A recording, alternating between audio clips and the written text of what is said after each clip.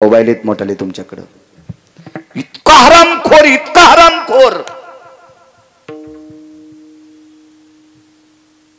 त्यानं शकुनी सारख्या नालायकाला खुनील हस्तसंकेत केला। गांधार नरेश देखो बोला क्या है। शकुन्या फार हरामखोर होता, कौरवांचा मामा होता, कौरवाला पत्ते खेळायला शिकविणारा एक नंबरचा दलिंदर मामा। कौरव कृष्ण परमात्म्याने मारले नाही आरोप करू नका, कौरवाला पांडवांनी मारलं नाही आरोप करू नका, कौरवाला मारले त्याच्या सख्या मामानं। जरा महाभारत नीट वाचा, ज्यानं चांगला भागवताचा अभ्यास केलाय त्याचा ऐका, नाही तर तुम्ही वाचा।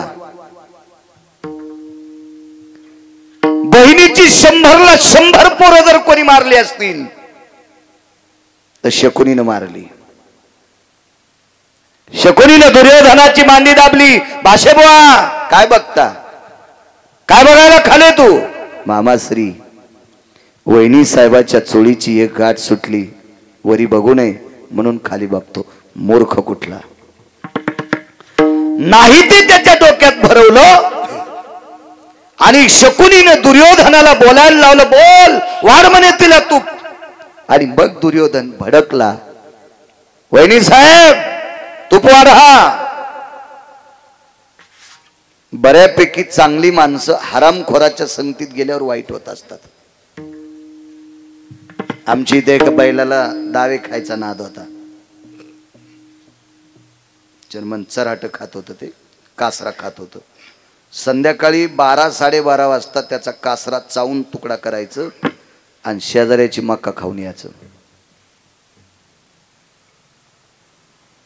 त्या माणसानं गारानं केलं म्हणे, बाळू महाराज शोभते का तुम्हाला? लोकायला कीर्तन सांगता आणि संध्याकाळी बैल मोकार सोडून देता।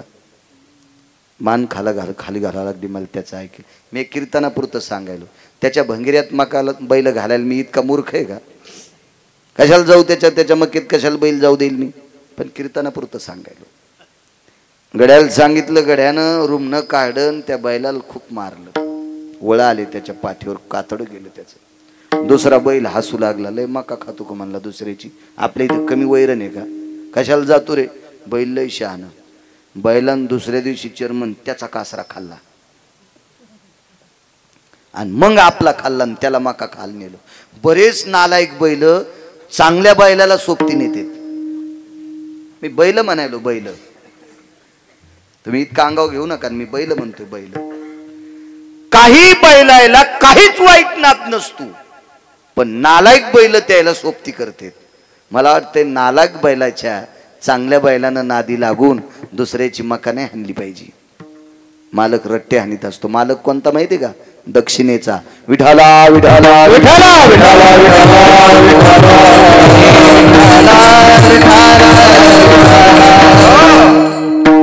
तसा दुर्योधन मुळात वाईट नव्हता महाराज। दुर्योधन ठराविक लोकांच्या संगतीनं नालायक झाला। त्याच्यावर कशाला हात देतो रे? पुढे सरक ना, लय तू कंबर मोडी का? सरक पुढं।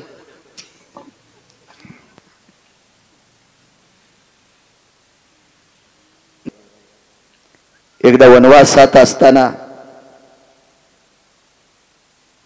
पुढचा प्रसंग पुढचा आहे तरी पण सांगतोय। दादा वनवासात असताना 60,000 शिष्य घेऊन एकदा दुर्वास आले। दादा आता पंढरपुरातला आहे, आता द्वारकेतला दादा आहे। हाकीसर शिवडी सांगतोय, दादा हे जगदानंद कंद जगतपते, माझे पती हैराण झाले, जीव कसं घालावा? दादा थोडस वारं सुटलं रे, त्या वाऱ्यानं पायावरच्या मिऱ्या बाजूला सरकल्या आणि 2 पायाची नख दुर्वासानी पाहिली। तेवढ्या अवकाशात एका पवित्र सात्विक सदाचारी आपल्या पतीवर अतूट प्रेम करणाऱ्या स्त्रीच्या पायाचे बोट पाहिल्याच्या नंतर अन्नपूर्णेला लाजावं लागलं आणि वाहत्या गंगेच्या पात्रामध्ये वाळवंटात स्वयंपाकाचं आयोजन झालं आणि 60,000 मुनी ऋषीसह शिष्यासह दुर्वास ठेवले. म्हणून महाराजांनी एक शब्द खर्चिला, जिचे होता दरुशन मिळे पोट भरी अन्न. दादा, अरे माझ्यासारखीचे पाय बघितल्याच्या नंतर 60,000 शिष्यासह दुर्वास जेवतात. देवा जीवनभर अंग झाकून घेतलं रे. नेहमी सांगत असतो मी, या देशातल्या श्रीमंतांनी पैसा झाकून ठेवला पाहिजे आणि या देशातल्या पवित्र स्त्रीने कपड्याने अंग झाकलं पाहिजे. या दोन गोष्टी पवित्र सांगितल्या भारत देशात. पैसे उघडे ठेवायचेत नाही. ज्याची बायको ज्याचं नाही त्याचा कापूस खुरपायला जाती ती बिचारी गरीब बाई, आणि बाजाराच्या दिवशी नालायकाच्या हातात पैसे देती आणि ह्यो डायरीच्या पुढून ठेवतो.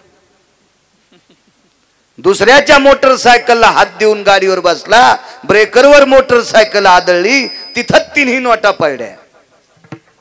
वापस आल्या बायकोनी विचारलं, बाजार नाही आणला? पैसे पडले. कुठं ठुलते? ह्या खिशात.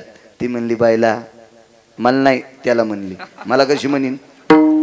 ती म्हणली, बायला अरे म्या लय काम केलं तर रे बायला, जरा आतल्या खिशात फाचे असते रे, वरी ठुत नसते रे. फुगीर सोसायटीचा अध्यक्ष. लोकायला काय नोटा दाखवतो सोमळ्या? अरे लोकायची तर त्याला माहित नाही, मोजता येईन इतके आहेत त्याच्याकडं, आणि काय तू 3च नोटा दाखवायला 500-500च्या. लय काही कायला नात फुकट कळण शेंडी वळवळ. पळीभर पाणी घेतून समुद्राला आंघोळ घालतो. पैसे झाकलेले असावा, देशाची स्त्री सर्वांग कपडे घातलेले असावा. द्रौपदीचं जीवन गोड होतं. विटेवरच्या मालकाला दुसरा एक वाक्य सांगितलं देवाला, देवा या 78 लोकांपैकी 2 सोडून दिले तर सगळ्यांना शरीर पाहिलं तरी मला दुःख नाही. का? कारण 78 मधले भीष्माचार्य द्रोणाचार्य सोडून दिले तर सगळे नालायक होते. नालायक म्हणजे मूर्ख, मूर्ख म्हणजे पागल, येडा. आणि येड्यानं शरीर झाकलेलं पाहिलं का आणि उघडं पाहिलं का? काय नवलाची गोष्ट आहे. 36 लोकांपैकी सगळे उठून गेले, 5च राहिले होते. 5 पती होते युजीबुवा, आणि नवऱ्यानं शरीर उघडं पाहिलं का आणि झाकलं पाहिलं का? काय लाज आहे? म्हणून देवा इकडे 5 पती आहेत, यांच्याबद्दल दखल नाही.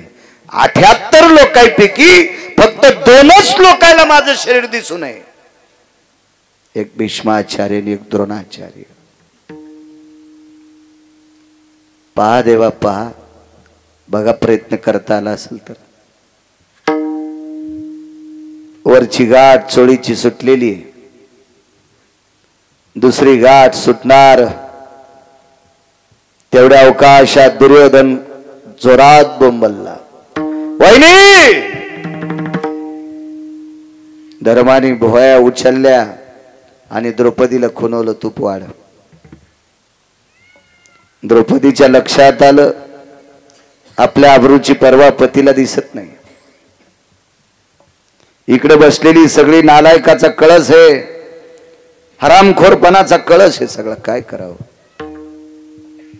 खाली टेकलेलं बकेट हातात घेतलं, वगराळ तुपानं भरलं आणि पात्रावर तूप रिचवीत असताना चोळीची गाठ सुटणार आहे. तेवढ्या अवकाशात डोळ्याने रडली नाही, कारण डोळ्यानं जर रडली असती तरी पण याच्यातल्या नालायकानं सांगितलं असतं, रडत रडत आम्हाला वाढू नकोस, आम्हाला तूप घ्यायचं नाही. अंतकरण रडत होतं त्या बाईचं, अंतकरण रडत होतं. देवा जीवनात तिला इतकं पाप केलं नाही रे. देवा जीवनात इतक्या चारित्र्यात वागले रे. कामाजावर असा प्रसंग, अरे वलय मुखातून पडत असताना ओठ थोडेसे फाकले. किती फाकले माहिती? खालच्या आणि वरच्या होटाला इतकी छोटीशी खिंड पडली चर्मन, त्या खिंडीतून फक्त तीळ मध्ये जाऊ शकतो. तीळ तीळ फक्त तीळ, याच्या व्यतिरिक्त खिंड नाही. तितक्या जागेची संधी पंढरपुरातल्या द्वारकेतल्या मालकाने लक्षात घेतली आणि तिळापेक्षाही सूक्ष्म रूप धारण केलं आणि श्वासातून आत प्रवेश केला. 2 हात पूर्वीची होती, एका हातात तुपाचं बकेट आहे आणि एका हातात तुपाचं वगराळ वाढण्यासाठी वाकलेली गाठ सुटणार तेवढ्या अवकाशात 2 हात शिल्लक तयार झाली. पूर्ववत हाताने पाप्याला तूप वाढलं आणि हृदयात प्रवेश केलेल्या जगाच्या मालकाने स्वतःची 2 हात तयार केली आणि त्या 2 हातांनी पवित्र द्रौपदीनं चोळीची गाठ मारली. श्रुती पंढरपुरातल्या मालकाला प्रश्न करत होती, हे जगदानंद कंद जगतपते, जिथे 5 पती असताना त्यांना अब्रूची काळजी कळत नाही, या बाजूने बसलेला दुर्योधन धीर आहे आणि मोठ्या भावाची पत्नी ही आई समान असते. मग आई समान असणाऱ्या भाऊजाईचं शरीर उघड पावा ही धीराला अक्कल नाही.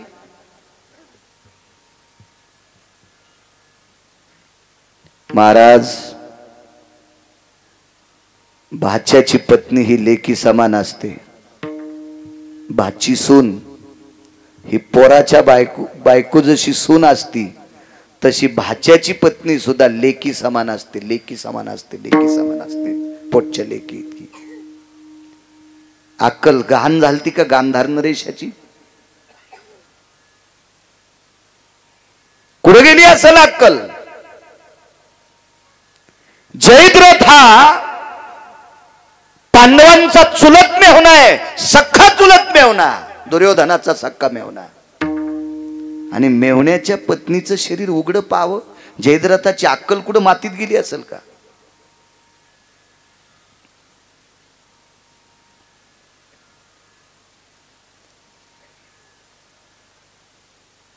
श्रुती विचारत होती देवाला. देवाने विचारलं, तू कशा करता विचारते? मी याच्या करता विचारते, रक्ताच्या नात्यातली माणसं नालायक झाली. ज्यांच्या नावानं कुंकू लावत होती त्यांनी माना खाली घातल्या. तुला काय गरज होती आतमध्ये प्रवेश करून हाकेला धावण्याची आणि 2 हात तयार करून चोळीची गाठ बांधून तिची प्रतिष्ठा थांबवण्याची? तुला गरज काय होती देवा? काय गरज होती तुम्हाला? कशा करता तुम्ही हात तास केला? तुम्ही रिकामे आहेत का? विटेवरच्या मालकानं सांगितलं, श्रुती तुला काय सांगू, द्रौपदीचं काय प्रेम आहे. विराट राजाच्या घरी शेण काढत असताना अविरत माझं चिंतन, विराट राजाच्या घरी दळताना सुद्धा माझं चिंतन. एक पुरावा सापडला.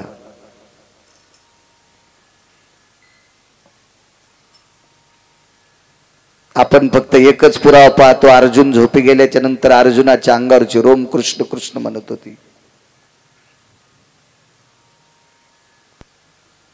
द्रौपदीनं ज्या वेळेला चोळीची गाठ सुटली त्यावेळेला देवाला एक आठवण करून दिली ती.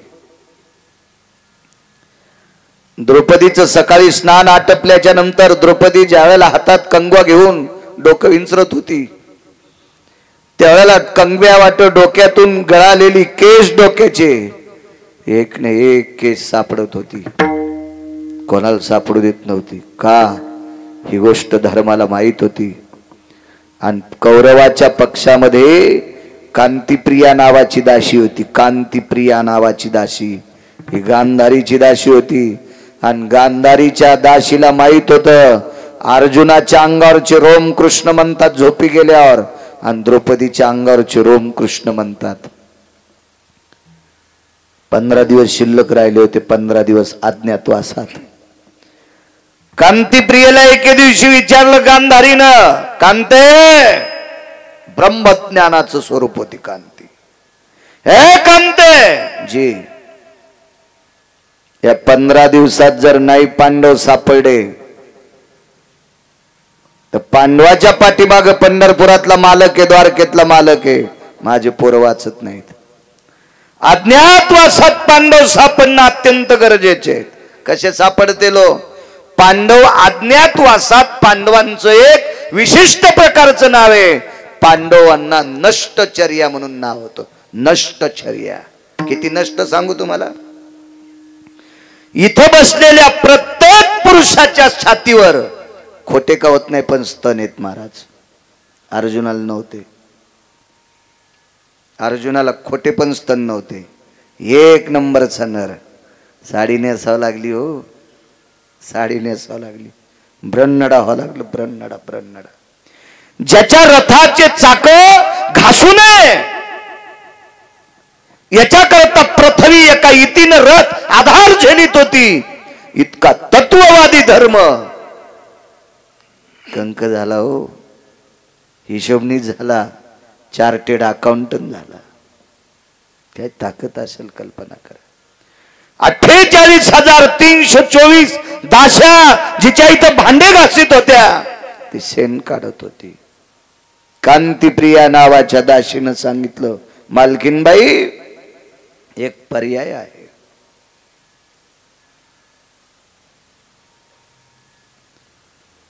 जी सात्विक राजे आहेत त्या सात्विक राजाच्या नगरीत पांडव असतील, काय करावं लागेल ग? सात्विक राजाच्या नगरीतला उकांडा तपासा आणि त्या उकांड्यावर सापडलेली डोक्याची रोम जर कृष्ण कृष्ण म्हणत असतील तर ते रोम द्रौपदीचे आहेत आणि त्या गावात द्रौपदी पांडव आहेत, हे 1000% खरं.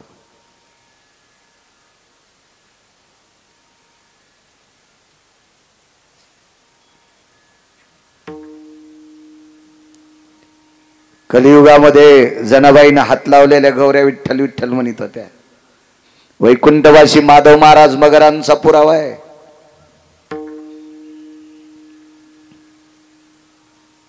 द्रौपदीने शेण काढल्याच्या नंतर शेणाचा गोळा बाजूला ठेवायची आणि जिथं डोकं विचारलंय त्या जागेवर त्या शेणाच्या गोळ्याला थापटून खाली पडलेली रोम सगळी त्याच्यात गुंडाळून टाकायची.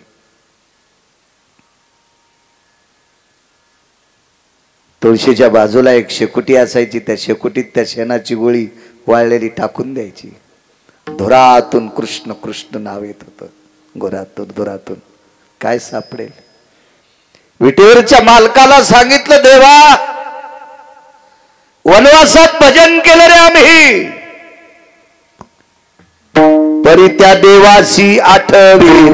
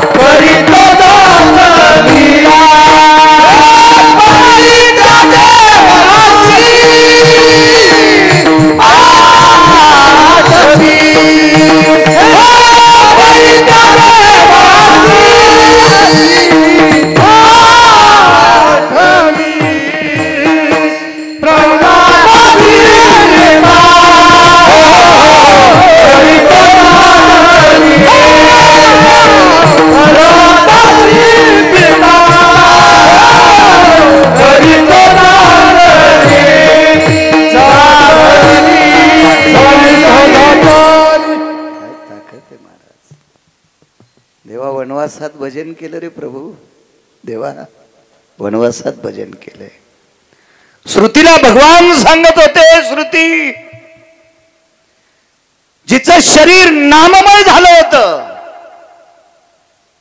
जिच्या शरीरातला एक न एक कण कृष्ण रूप झालेला होता, कृष्ण रूप झालेला होता.